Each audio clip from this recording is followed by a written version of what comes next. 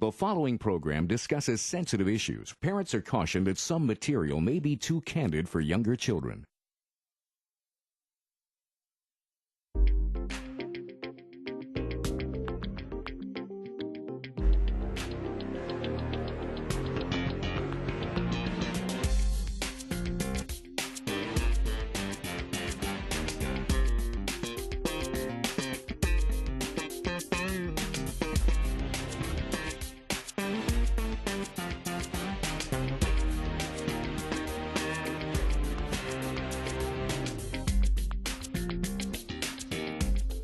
Hi, I'm Mike Carducci with Coming Out Ministries, your host today on Pure Choices. Today I'm going to be interviewing some very good friends who are also my ministry colleagues, Wayne Blakely and also Ron Woolsey. Today we're going to be talking about identity. Does identity matter? And so I'm going to start off with Wayne. Wayne, can you give us an idea of where you came from? Can you give us a brief history of what your life's been like? Sure. First, I just want to say that it is such a blessing to be able to sit here with my ministry colleagues who have experienced what I've walked through. You know, we've just all done it a little bit differently. And we arrive sometimes with some pretty rough beginnings. And I do I give a presentation called Out of Innocence, and then after that presentation I move into Identity Matters. And it's my walk, my journey that has actually brought me into the scope of Identity Matters that really says something about who I am today. But first I can share with the viewers a little bit about my past. And my past was one that I certainly didn't choose, as none of you chose. My natural mother carried me throughout her pregnancy, and during that time she was adamant about the fact that she was having a baby girl and not a boy. Before I was the age of 2 years old, she had broken my left arm in two places on two different occasions. And so not only was I rejected before birth, I was rejected after birth. And that shaped pretty immediately how I was going to respond to the male gender. I was going to find safety in the male gender, or at least I was going to look for safety in the male gender, and I looked for love in the male gender. But you know, I was fortunate enough that my aunt and uncle adopted me when I was at 2 years old. Of course, being determined that my natural mother was so abusive, I needed to be placed somewhere else, and the state told my father that either he removed me and have me placed elsewhere, or they would. And so an aunt and uncle had been praying, and they said that they talked to my dad and said, we would like to adopt him. We want him to grow up in a place where he is loved, where he's needed, wanted, and shown the love of Jesus Christ, because he hasn't experienced that to this point. In the process, the damage, you know, had already been done, and before I was 3 years old, I was running around the house screaming, I don't want to be a boy, I want to be a girl. And I would dress up in little scarves and whatever I could find that had to do with the female gender instead of the male gender. So Wayne, I want to take you back just a little bit. What was it that your mother said to you that put that idea in your head that you didn't want to be a boy? That I wasn't accepted as being a boy, and so by my not being accepted as a boy, the only way I could regain any kind of acceptance or feel myself as being the person I was supposed to be in society was to try to role model myself after a woman, even though I'd experienced hatred from a woman. Right. I'm reminded in the book Ministry of Healing, it talks about the in vitro care of every unborn baby. And already from the moment that you were conceived, your mother was so determined that she was going to have a girl that you were already experiencing rejection even before you were born. That's right. And then when you were born, the thing that you've told me in the past is that your mother said, you're no good as a boy. You should have been a girl. Right. And I believe that hearing those tapes also affected this understanding that you were no good as a boy. Right. Is that true? Yes. It is, and so after even the adoption, you know, you can imagine now I'm in a place where they didn't have those tapes playing that happened, you know, from my natural mother. They weren't present, and so they couldn't figure out what was going on. I mean, they knew some abuse had taken place, but as I began to grow up and past the ages of 3 and 4 and 5, and I kept having more and more desires for feminine type things rather than masculine things, they didn't know what to do. They reached out to teachers. They reached out to pastors. Nobody could fill them in as to what should take place. I went to school, and, you know, as soon as I entered school, I was teased, harassed, and abused. I hated school from the classmates who noticed that I was different from other boys. Male and female?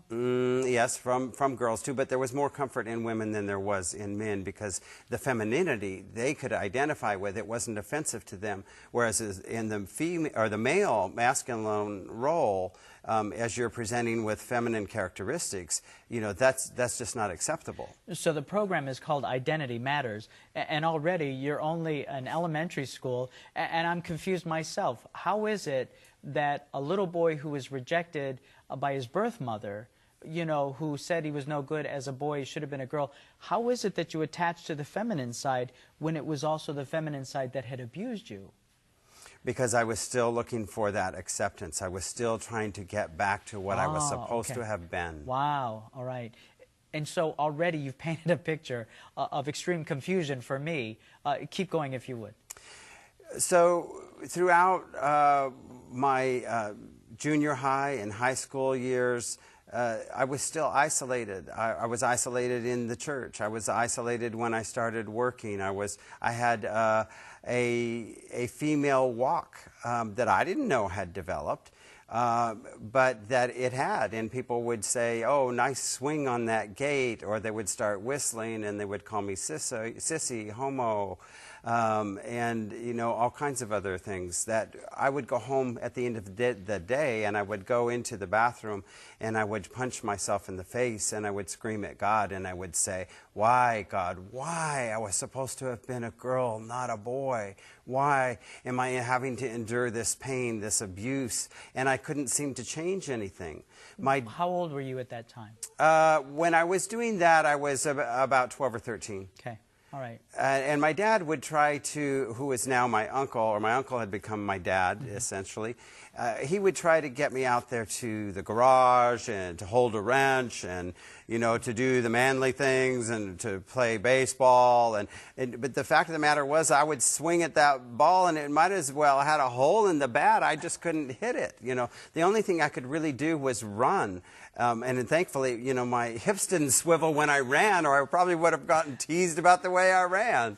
But there were times I had to run pretty fast because guys were chasing me to pull my gym shorts down or want to beat me up. And actually, I found out a couple of years ago that a guy that was going to school in the same class as me looked a lot like me, and he had been being beat up on the way home from school because they thought it was me. So Ron, as you're listening to Wayne describe his childhood, even though it's a far cry or different from the way that you were raised, can you identify with what he was going through at that age? I can relate very much to Wayne's feelings and his identity, though mine came about in a much different way. My mother has told me that out of the 4 children that she had, I was the only one that was planned. So I wasn't rejected in vitro. I was not rejected at birth. Very much planned and wanted. But I was molested when I was 4 years old, and from that point on, it was a traumatic experience for me, and I didn't tell my parents what had happened. I internalized, and because I did not deal with it at 4 years old, I didn't know how to deal with something like that. Right. But soon after that, I started wetting the bed. And my parents had trained all of their children by the time they were 2 in that area. So all of a sudden, 2 years later, I am regressing. I'm going backwards, and my father didn't understand. He thought I was just being lazy. So he started dealing with me in an abusive way, emotionally. he tried shaming me into stop being lazy. They even took me to a doctor who told them I was just being lazy. There was nothing wrong with my kidneys. And so here I had this trauma of sexual molestation, which I didn't know how to deal with. I was actually robbed of my manhood. I was confused about my identity. And then my dad was emotionally misunderstanding me and abusing me, and so I felt rejection from him. And I was out of a country family. I was more of a gentle man rather than a roughhousing man. And I started playing the piano when I was 5 years old. And while I'm playing the piano, the other boys are out playing football or baseball or whatever, and they would mock me and make fun of me, like you, Wayne. I was a sissy because I would rather play the piano than play football. So from many different directions, I started feeling this rejection and not knowing how to identify who I was. My father did not accept me. My brothers made fun of me. The peer group did the same. And so I grew up feeling confused and unaccepted and not knowing really who I was also. And grew up being called a sissy and all of that simply because of playing the piano. It didn't help that I started crocheting when I was 7 years old, I don't suppose, because here I was a bedwetting, crocheting, piano playing, a little kid instead of out playing football and baseball. And so I guess I gave them ammunition, but nevertheless, I grew up feeling confused and warped and so forth about my identity. But if you constantly feel rejection from masculinity, doesn't it make sense then that you would move towards femininity? And so, like you, and yet totally different, I didn't come from sexual abuse like you, Ron, and I didn't come from physical abuse like you, Wayne. I grew up in a home where the dad was basically absent. My dad was in the Navy, and he was in the Navy jazz band. He was good-looking, and he was a hot-headed Italian. So when he was gone, you know, things were pretty quiet with my mom and my sisters. But when Dad was home, he was aggressive, and I guess it was abusive because, you know, we heard a lot of words like stupid, dummy, idiot, and my mom even confirmed a couple of years ago that she would look at my dad and think to herself, why are you competing with a 2-year-old, you know, in relationship to me? So at a time when I wasn't even conscious about that, he was so aggressive and abusive, and then when he was gone, I viewed that also as abandoning, that I basically rejected the masculinity and reverted back to the femininity. Mom was safe. You know, she wasn't explosive, and she was always there. You know, Mike and Wayne, as we are sitting here comparing our beginnings and how we were derailed in life from one way or another, an observation is coming to my mind that as we were being pushed by circumstances, by rejection, by abuse, by molestation, by absentee fatherism and so forth, we eventually came to view the male gender as the opposite sex. We were not brought up in it. We were not schooled in it. That was an absent factor in our development, to where it became more like the mystery, like it should have been with the female gender.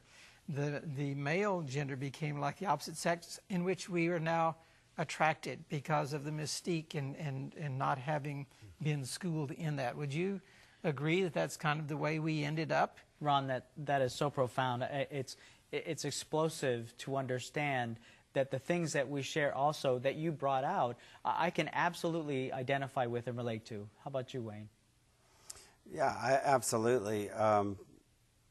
You know, because of the comfort in identifying more in the femininity, then why wouldn't you be attracted to the male as was meant to be in the natural course of life?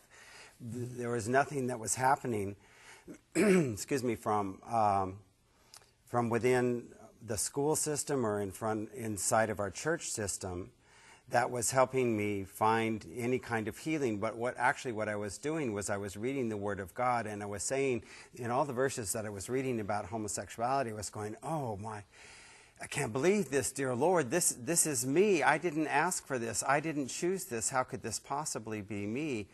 And so even though I was walking with this more feministic type of personality, I couldn't understand how it was that I arrived at this because I didn't choose this.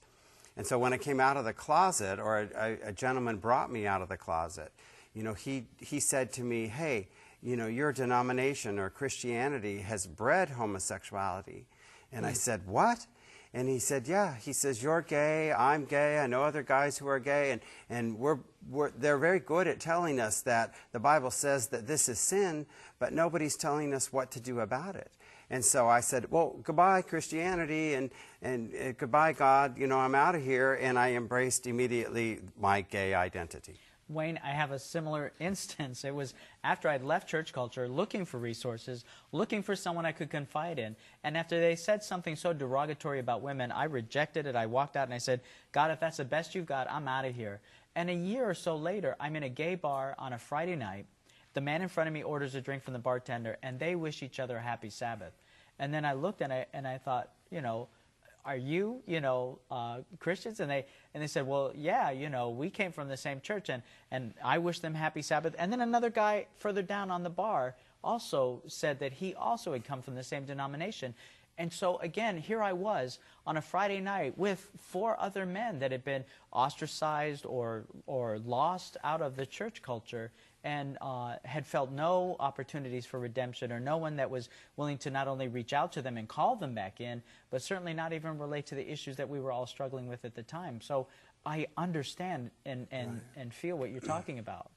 You know, I would say that even if there were those in the church that did care and were reaching out, somehow it did not resonate with us. Okay. And, you know, when I left Christianity, bitter against God and so forth, my tendency was to blame, but I've been careful not to, because I realized I had a lack of understanding. And what I would say is that in my circles where they were trying to help, I suppose, if there was an effort, they didn't understand how. They didn't know how to reach someone like you and me. They were not equipped. They did not have the tools, and that's one reason why we're here today as Coming Out That's Ministries. Right. We have come a long ways through a journey.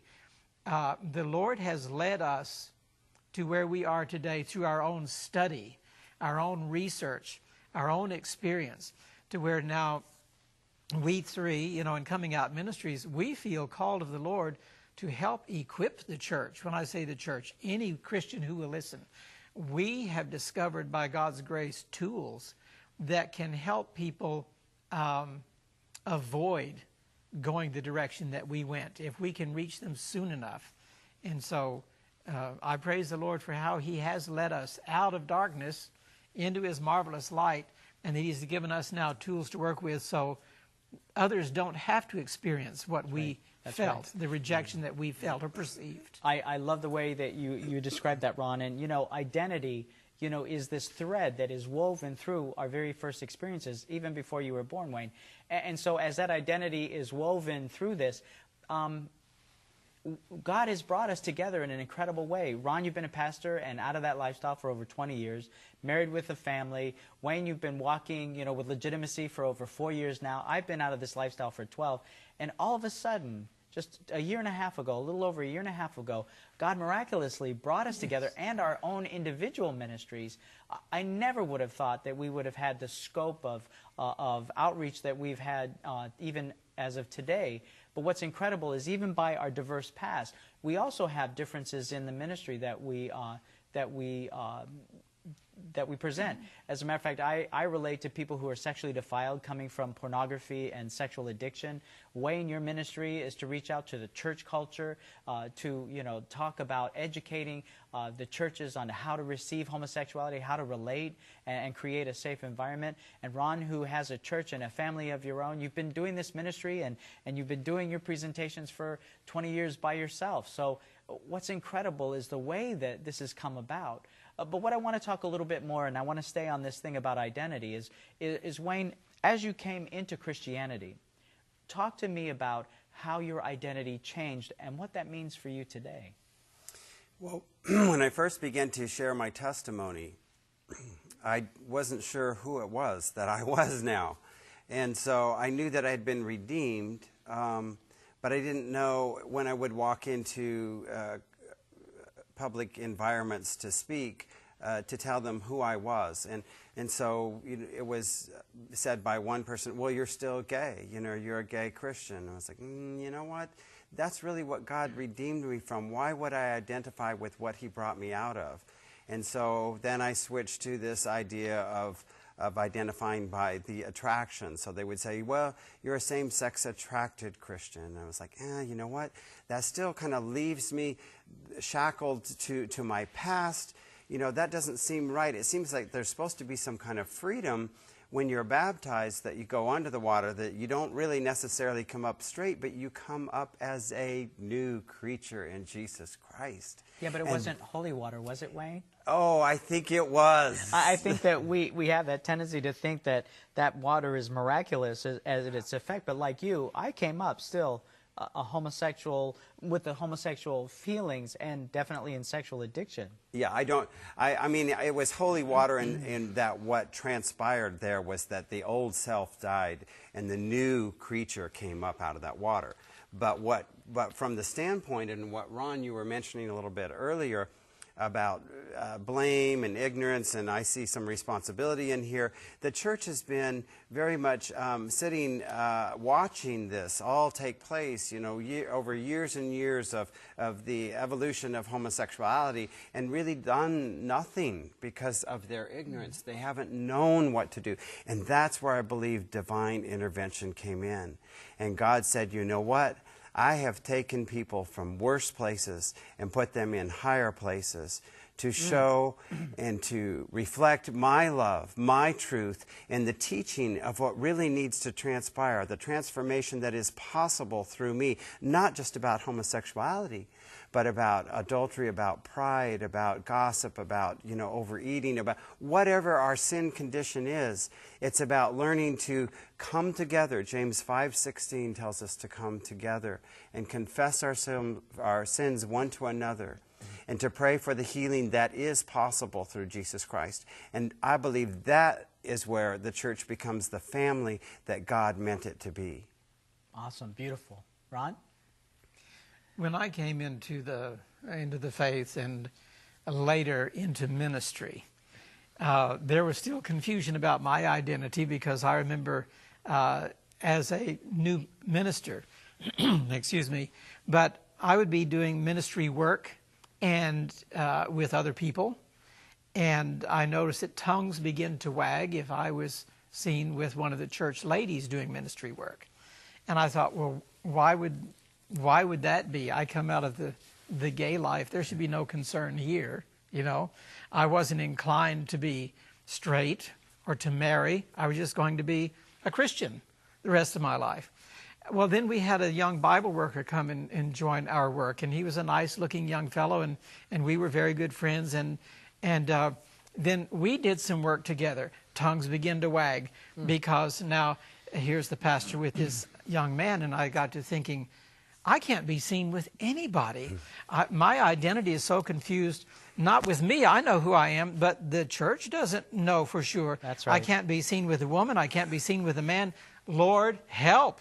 And the Lord intervened. I mean, within just a few months, I met my wife, who I'd really met as a child, and we were married in short order, which surprised me because I was not inclined to go that way. But the Lord worked in such a way that He created a new identity for me and put me in a ministry and in a marriage and with family. And the tongues have never wagged since then, and I think the Lord established an identity with me because of the calling that He gave me in ministry, and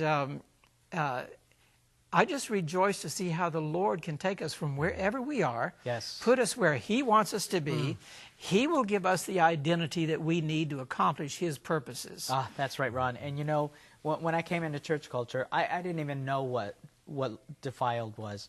And so like a little kid who sees a bug in the milk, if they're really young, they just drink the milk. And then as they get a little bit older, they take the bug out of the milk and drink the milk. And then, by learning, by the time they get to be about 3 years old, they recognize that the milk is defiled by the bug and they don't drink the milk. So as I began that journey with the Lord, I got baptized, and as I started walking with him, it was a lot of falling down, but Jesus was the encourager to tell me to get back up. And I never chose to be straight. I didn't think it was possible, therefore I didn't pursue it. And I knew I certainly couldn't change my behavior. I wasn't going to do what I did in high school and just do behavior modification by getting a girlfriend and living frustrated. That in itself was a private hell. And so what was great is Jesus said, no, Mike, you can't change your attractions. You can't change your feelings. All I'm asking you to do is submit them to me. Let me take control of them. Amen. And as I started walking with God, and again, messy at first, I would fall and he would say, get back up. But as I kept in that same direction with Jesus Christ, I started to get relief from the sexual addiction drive. And then I also started to get relief from the same-sex attraction. And then regular attractions to the opposite sex started coming in. Spiritual growth. That's right. And so each one of us, I've been out for 13 years, you for over 20, and Wayne for 4, and we're all still in different positions because God knows that he can't give us all of it to go through at one sitting. He knows that he's going to give it to us as we can handle it.